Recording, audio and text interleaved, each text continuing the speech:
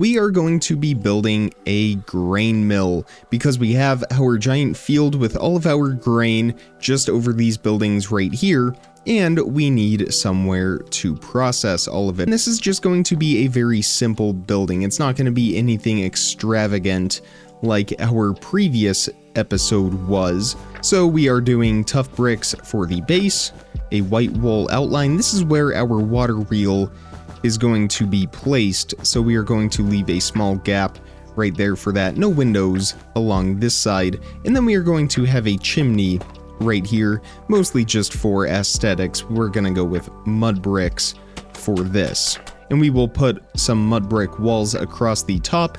We will need to make those in a little bit. For now, over here on this side, this is where our front door will be, and we will have a couple windows on either side. And then along this backside right here, we are going to have a smaller alcove that just goes out by an additional 4 blocks. We will put some windows right here as well. For the roof, we are going to outline that with tough brick stairs. So there's the outline for the main part of the roof, and then over here on this smaller section, we are going with slabs so we get a more gradual slope. And we will fill in all of the main part of the roof with our oak slabs and stairs, which will match our riverside in quite nicely. And we will get our final row of slabs put across the top. So now the roof is finished.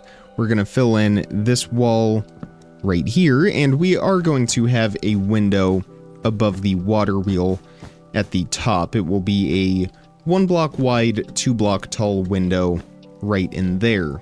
For the windows, we are going to fill that in with dark oak fences, which is a little bit different from the Riverside Inn. Of course, we used oak and spruce for that, but I think the dark oak will work quite nicely with our spruce pillars that we have along the edge. There we go, all of our windows are now filled in. For the door, we will do an upside down, or not upside down, a dark oak slab on the bottom half of the block, and then we're going to go with our dark oak doors placed right there. So that is our grain mill. Again, really nothing to it. I guess we do need to fill in these gaps right here. Of course, we do need to do the water wheel real quick. There we go, that is a little bit better. So now our grain mill is finished, and we can move on to the rest of the planning for our river district.